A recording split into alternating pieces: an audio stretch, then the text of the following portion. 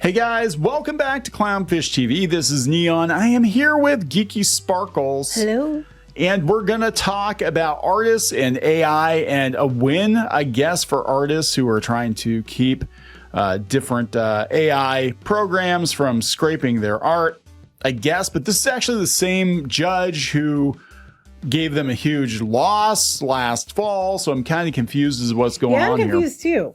But we're gonna talk about this. We're gonna look at the latest development because a lot of this focuses on, I believe, DeviantArt, because DeviantArt's like, oh, by the way, whatever you post on here, we're gonna scrape it. We're gonna allow them to scrape it. Yeah, which is not good.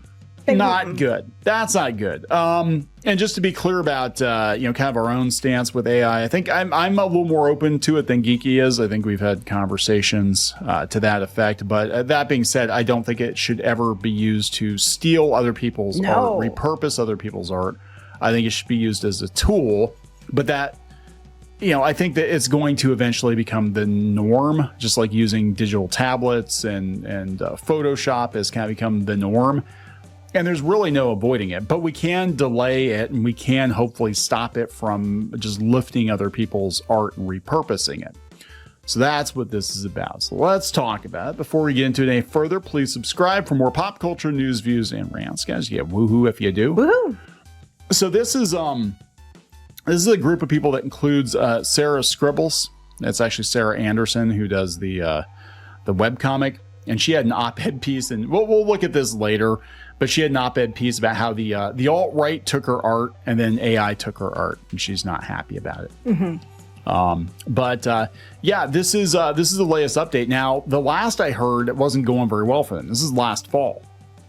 And this is in artnet.com. They said, in a blow for artists, a federal judge has sided with 3 AI companies in a copyright dispute, and the artists were Sarah Andersen, who does Sarah Scribbles, Kelly McKernan, and Carla Ortiz.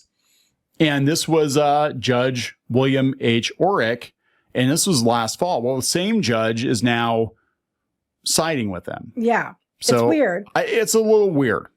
They said the court declined to dismiss copyright infringement claims against the AI companies. The order could implicate other firms that use Stable Diffusion, the AI model at issue in this case.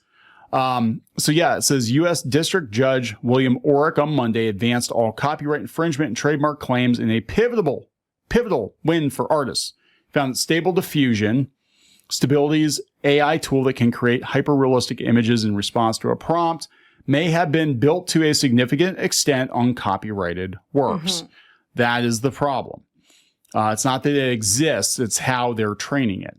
And created with the intent to facilitate infringement. The order could entangle in the litigation any AI company that incorporated the model into its products. And that's a lot. Mm-hmm. So they're basically saying it breached. My next thing is, how are you going to prove it? I mean, you can look and see what company used that. But you'd have to be, I think the problem they're going to run into, is going to end up being that you show me exactly where you can prove that we trained it with this person's art and we stole it. That's where it's going to, I'm not saying I agree with them. I'm saying this is what they're going to argue. Yeah, they said that there were they're talking about the breach of the Digital Millennium Copyright Act. That is going to be hard because how many artists train themselves on other people's artwork, right? You learn to draw by mimicking. Right, but you're not artists. Using it to pass off as your own, though. No, unless you'd have to be. You might have learned to train on it, but you'd have to be taking parts of it and incorporating it into your art. You know what I'm saying? Yeah. Both sides is going to be very hard because you're going to have to prove where they stole it and they actually took your stuff and used it in their art. You know what I mean? And then they could argue on the other side. It's like you said, well, you trained, and how do I know you didn't take things you learned and incorporate it into your art? It's going to be very tricky, I think. Well, because what the AI does is basically take bits and pieces of images and kind of recombobulate them. I get that. Trains it. But they're going to be like, show me where it damaged you, show me where it took your art, and it actually cost you a loss. Is what they're going to be like. Yeah, because that's going to be hard to prove. I'm just telling you that's what they're going to argue. It's 25% different. It's like, unless it looks just like your stuff, and it's clearly, taken from your stuff, it's going to be hard to prove. Well, even her, we'll talk about this, Sarah Andersen, and I'm not trying to single her out or whatever. No, I like her comics. Yeah, I actually think her comics are fun. But the New York Times op-ed, they show a prompt and said, look, it's copying my style, and it looks like a really bad knockoff. Oh, that thing. Okay, yeah. Yeah, so it does look like it's trying to copy her style, yes. Right. But what was the prompt? Make a Sarah Scribbles comic or something. That's just it. Yeah. Yeah. So it said claims against companies for breach of contract and unjust enrichment plus violations of the DMCA for removal of information identifying intellectual property were dismissed. The case will move forward to discovery, where the artist could uncover information related to the way in which the AI firms harvested copyrighted material. Yeah, that's just how they harvested it. That is it. That was then used to train large language models. What if it turns out that it doesn't work the way we think it does? Well, I was going to say it's probably going to turn out was that you somehow agreed to it by not knowing you were agreeing to it because it was in the fine print of something and you just accepted it and didn't read it. Well, that's kind of what's going on with a lot of these image sharing. I'm not saying it's right. Now. I think that's absolutely crap. Yeah. But I'm saying that's probably what it's going to turn out to because why else do they think they had the right? So this is Carla Ortiz, who brought the lawsuit, has worked on projects like Black Panther, Avengers Infinity War, and Thor Ragnarok, and is also credited with coming up with the main character design for Doctor Strange. In the movies, we got to be very clear. Mm-hmm. It was not. So basically, you just looked at all the comics and then took parts of the comics. Well, yeah, that's one way. So it's not the same thing. Yeah, that's devil's one way of looking advocate here. Like, yeah, we just made a photorealistic version of what was in the comics. So you didn't really come up with anything. You just took a character and took parts of it and made it look cool for the movie, but you didn't actually create it. So I could argue that's the same thing. If I was a lawyer, this is what I'd be turning against you. So like Jim Steranko, Steve Ditko, they could. Anybody that's worked on Doctor Strange. Ortiz for stealing they could. I'm just saying. Just saying. Amid the rise of AI tools in the production pipeline, concept artists like Ortiz are taking stock of further displacement down the road if the tech advances and the courts side with the AI firms on certain intellectual property questions posed by the tools. This is basically a bunch of artists trying to stop the advancement of technology, and I admire the tenacity. I do. But I'm also, again, having one foot in the tech world, I'm like, I don't think you can win this fight. I think you can delay it, but I don't think you're going to win. That's it. I agree with them for trying to stop it because I completely see where they're coming from. But you're going to listen and say, no, you don't. I do. I'm just saying, here's what they're going to argue, and it's going to be a really hard prove. And I think that it's going to happen either way. But I agree with them that it shouldn't happen. So what is holding back widespread adoption of AI in the movie making process, which I'm sorry, it's already here. In fact, during the pandemic, a lot of studios were already caught using AI, right? But they said among the few considerations holding back further deployment of the technology is the specter of a court ruling that the use of copyrighted materials to train AI systems constitutes copyright infringement. Another factor is that AI-generated works are not eligible for copyright protection. Right, so far. But I think they're going to change that because what's going to happen is studios, they're going to get that overturned. I guarantee you. They need that copyright protection. So they want to steal your stuff to make their own stuff, but then copyright the stuff they make so that you can't use it. And I guarantee they'll push that. They'll do everything they can. They'll lobby to push that through. Because otherwise, you can steal their stuff and say, well, you can't have copyright protections. So darn well, wherever the money goes is who's going to win. And Hollywood's got deep pockets, right? Right. The lawsuit filed last year revolves around the Lion data set, which was built using 5 billion images that were already scraped from the internet and utilized by Stability and Runway to create Stable Diffusion. It implicated Midjourney, which I can't keep track of who is actually responsible for which AI, because there's 20 freaking different systems. But yeah, it implicated Midjourney, which trained its AI system using the model, as well as DeviantArt for using the model, and DreamUp, an image generation tool. And a lot of people have problems with DeviantArt. I guess their new terms of service, unless you turned it off, allowed them to train AI on your images. And if people hadn't caught that, and they didn't catch it right away, which is probably how they got away with some of it. Yeah, by the time people realized it was going on, kind of the same with Adobe, by the time people realized it was going on, it was already too late, They right? probably ramped it up as soon as people started catching on to hurry up and get as much as they could before people turned it off. Said on dismissal, Stability and Runway challenged the artist's argument that it induced copyright infringement and that the Stable Diffusion models are themselves infringing works. Under this theory, they induced infringement by distributing the models when any third party uses the models provided by the company, exposing it to potentially massive damages. Siding with the artist, Oric, who didn't side with them last year, weirdly, concluded that they sufficiently alleged that Stable Diffusion is built off of copyrighted material and that the way the product operates necessarily invokes copies or protected elements of those works. In a finding that could spell trouble for AI companies, he said that Stability and Runway could have promoted copyright infringement and that Stable Diffusion was created to facilitate infringement by design, basically scrape and repurpose. And okay, so they just did it again. It was dismissed because they didn't clarify it enough. yeah. But then when they brought it back with more clarity, apparently I think what's going on is that we have like a boomer judge who doesn't understand how this stuff works, right? And well, I think you're gonna have to assume everybody explain it to them like they're a toddler, because most people don't understand how this works. Unless you are a person designing the program, every program is different. You aren't going to understand it fully. Yeah, when it was dismissed before, it said, the court found the theory of the case was unclear as to whether there are copies of training images stored in Stable Diffusion. Well, it turned out they must have been. Yep, or then utilized by DeviantArt and Midjourney, pointing to the defense's argument that it's impossible for billions of images to be compressed into an active program. So basically, he was like, I'm dismissing it because it's not like sucking the images off of the internet and storing them inside the AI. It's basically looking at the images and training. Well, and that they amended it to say Midjourney separately trained is what they did. So they amended it. I'm just saying, as someone looking at this, if I was going to try to say, what would a lawyer say? There's the things I'm pointing out is what the lawyers are going to be like. Yeah, it said in another loss for AI companies, the court rebuffed arguments that the lawsuit must identify specific individual works that each of the artists who filed the complaint I alleged told were you, used. I didn't read this. That's what they're going to say. They're going to be like, you show me specifically where. And it's like, it could be, there's no way that you can go through every AI thing that is done and find every little like, oh, this is part of my drawing. There's just no way. Yeah, but they said that it can move forward because given it. the unique facts of the case. So because someone needs to make an AI that can go examine all these AI works and prove that the pieces of art they took belong to other people.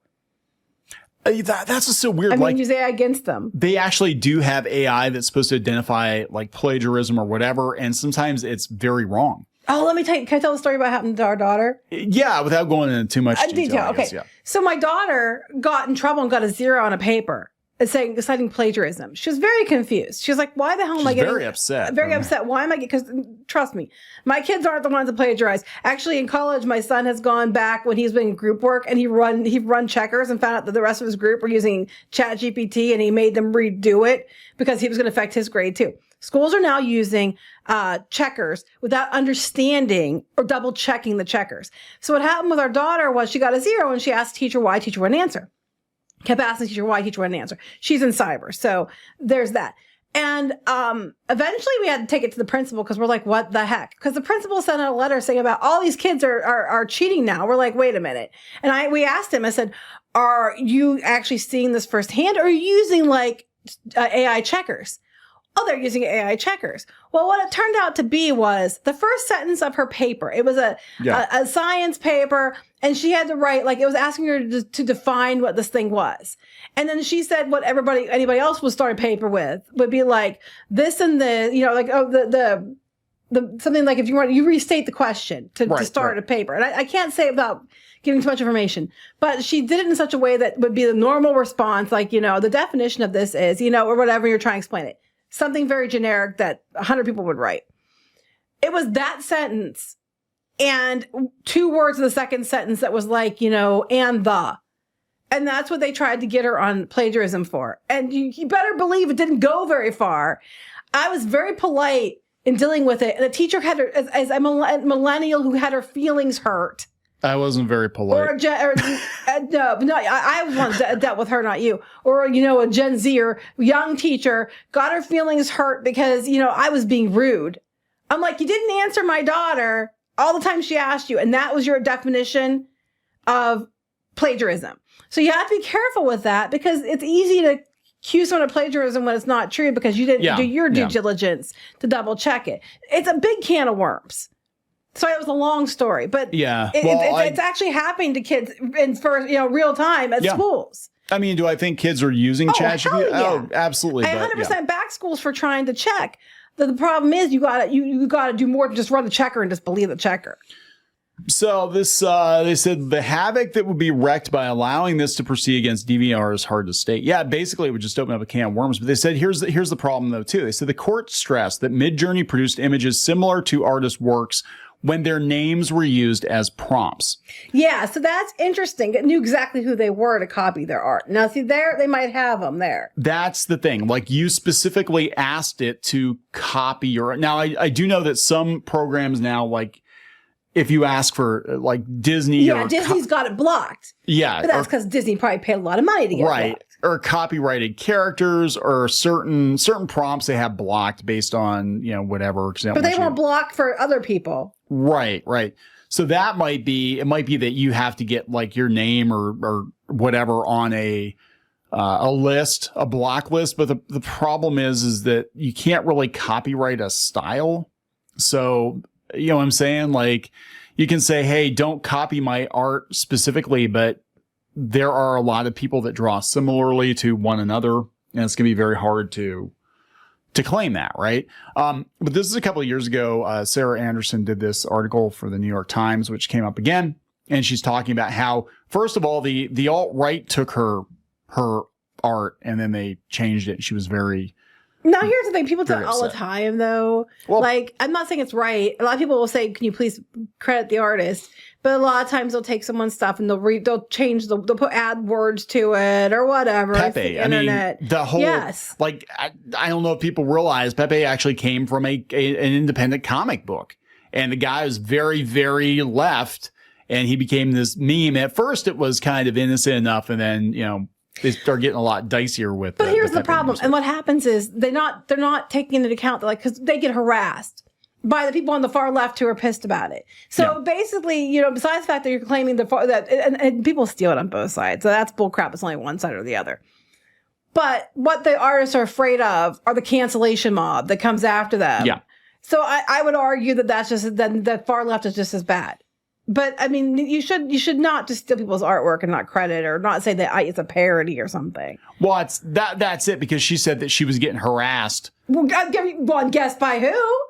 I'm sure. This was 2017. I guarantee you she was getting harassed by Twitter, right? And then she talked about AI, but this is what AI thinks her stuff looks like. That doesn't. I mean, it's the same basic one character color palette, thing, hair and stuff, but that's not like her. It's not perfect, she says. But it does have similar to her style. But it has captured the signature elements of my drawing. It does. The black bank I would look at that and think someone was trying to copy her. Badly. Yeah, but I would look at it. But I would look at it and think someone's trying to base it off of her. I would. This actually looks to me more like a bad knockoff Tim Burton, but yeah, it looks to me like an elementary school kid trying to make comics based on Sarah Scribbles.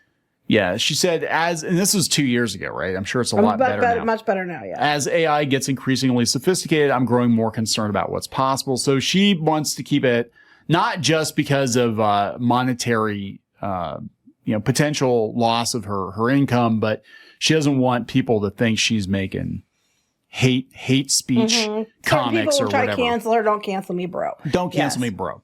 But you can't really stop that. But I can see where she's coming from on that piece of art. I would look at that and think someone was trying to copy her. I would. Yeah. If I'm being fair. But like I said, I'm more against AI than you are. So I mean, here's another road we could go down. So what if you could use blockchain to put a watermark on your art so people know it's your art? Oh, it's like that meme with the guy with the button and he's like sweating about which button you push. It's like that. It's exactly like that. But like blockchain, it's okay now that it's going to hurt you and you want to use it. So yeah that's what you do, right? Valid point. You lock Pick down your your art. I guess. So you could technically lock your artwork down. You could mint your artwork as effectively as an NFT. And then blockchain will be accepted, right? Because it'll be like, oh, this is my watermark. This is how I know it's my work because I minted this myself. It's my work. And that's the only way you can prove that it's your work. Yeah, but that's what's going to happen is what's going to suck is here's what's going to happen. Yeah, you have to pay to put that on your own work so that AI knows it can't touch your work, but you had to pay protection money. Yes. To the AI companies to make sure they don't steal your work. That might be where this goes. I'm telling you, that might be where this goes. It might be that to protect yourself from having your art scraped, or at least to protect consumers so they know that your art is your art, it might be that you have to basically mint your originals or quote unquote originals, your digitals as NFTs. So you have the right to be able to, sell them, distribute them, whatever. Or they'll pay another company that has the stuff to do it. So that you can prove it's yours and tell the AI, it'll alert the AI not to copy it. Yeah. And that's going to be a lot of money involved in every piece of thing you ever created. Life's full of tough choices, isn't it? No, my next thing is, what about people who have like copyrights on things? Like if you do a book and technically, supposedly, if you have a book version of something, it's automatically copyrighted, correct? Yes. So what if you have there's a digital version of your book and they're using that to train AI? It's a copyrighted work. Yes. If they're using like a PDF or something. Yeah. So there's that problem too. And I know Sarah Scribbles has done stuff with wasn't she like on Abrams? I think it was Abrams. Yeah. So then you could argue that that stuff was taken from there. It's from a copyrighted piece of work. I don't know. This is going to get really tricky. Like I think we are delaying the inevitable. Eventually, AI will be incorporated into. It's already started. I mean, Photoshop, they just dumped it in Photoshop without even asking people if they wanted it or not. But like, it's going to be incorporated into the creative process. It's going to eliminate a lot of positions because we're going to have people that used to need assistance or whatever now be able to do more themselves. And I think a lot of like art directors are basically going to become bot wranglers. And I mean, it is what it is. I mean, I remember people being like, oh, well, digital publishing is never going to replace print publishing. But the difference is with the digital publishing, it's still you using the program to make your own art. You're still creating it yourself. It's still digital. And it's not you can make a physical copy of it. Yeah. But it's still a digital, but it's you doing the work. It wasn't like it stole somebody else's stuff and manifested its own image that you're claiming is yours. You actually had to create it. So you still use the tools, but you had to do the work yourself. Well, I know people tried to argue that, any art done digitally with a tablet or whatever was fake art. But it's not, because you still had you had to do all it's still your style. It's still it's mimic. It just like translates your movements onto the screen. So it's still your work. Well, then the AI translates your thoughts onto the screen. You're just describing. I'm saying like this whole thing could get very, very sticky. And I think what's going to happen, and people aren't going to like it, is you're going to have to lock your art down somehow with a watermark or something, which would involve blockchain technology, which people were against that just a couple of years ago when they were minting stupid monkey NFTs. But if it can save you from having your stuff scraped, it might be the only way. I don't know. We're going to wrap this up. Yep. Please subscribe for more pop culture news, views, and rants. We'll talk later. Bye.